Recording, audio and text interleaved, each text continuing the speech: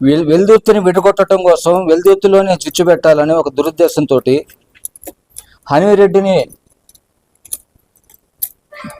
దగ్గరుండి రోడ్డుకు అవతల పక్క తనుండి యువతల మర్డర్ ప్లాన్ చేశాడు. అది ఊరు మొత్తం తెలిసిన విషయమే. అలానే మిరియాల సుబ్బారెడ్డిని తన ఆధిపత్యం కోసం దగ్గరుండే చంపించాడు. ఇది అందరికీ తెలిసిందే. తర్వాత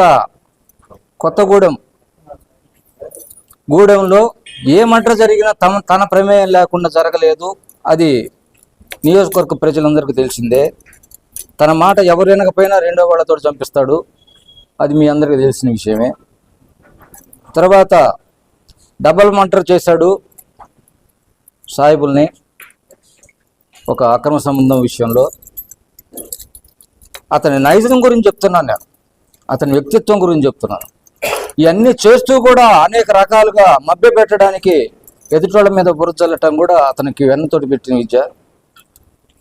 అలానే ఈ వెల్దుర్తిని విడగొట్టే క్రమంలో ఈ కాలం గడిచే కొద్దీ తన ఆధిపత్యాన్ని నిరూపించుకోవడానికి ఎంతటి పని చేయడానికైనా వెనుకాడ్డు. అతని వ్యక్తిత్వం గురించి ఇప్పుడు మేము దగ్గరుండి చూసాం. ఆ వెల్దుర్తిని సాధించడం కోసం అన్వీరెడ్డి మర్డర్ కానించి 7 మర్డర్స్ కూడా తన ఖాతాలోనే పడింది. అది ఎందుకు పడాల్సి వచ్చిందంటే 7 మర్డర్స్ని లక్ష్మారెడ్డి గారికి 7 మర్డర్స్కి చాలా దగ్గర. అంటే సాంబిరెడ్డి గారికి లక్ష్మారెడ్డి గారు అత్యంత దగ్గర బంధువు. ఆయన జీవితంలో అతను వెనక బ్రతుకుంటే తన జీవితంలో రాజకీయ సన్యాసం చేయటం తప్పితే రాజకీయాన్ని ముందుకు తీసుకెళ్లటం కుదరదు. కాబట్టి సాంబిరెడ్డి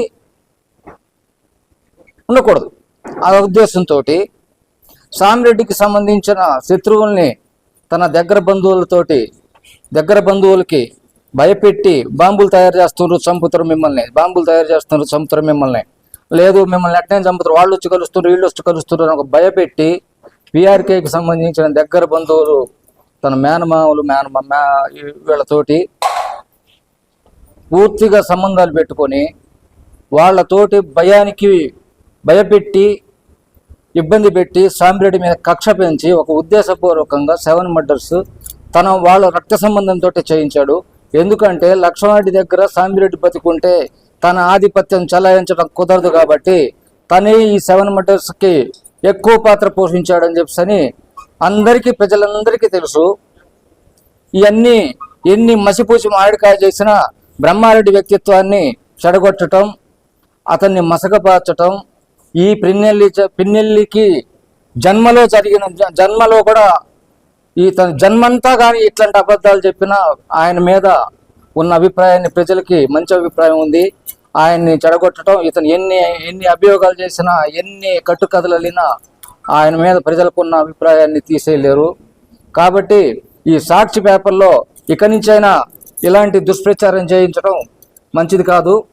ఇలాంటి దుష్ప్రచారాన్ని ఆపాలని కోరుకుంటూ ఈ సాక్షి పేపర్ని తెలుగుదేశం శ్రేణులు మొత్తం కూడా వ్యతిరేకించాలని కోరుకుంటూ ఈ అవకాశం ఇచ్చిన పెద్దలకి ధన్యవాదాలు తెలుపుకుంటున్నాను.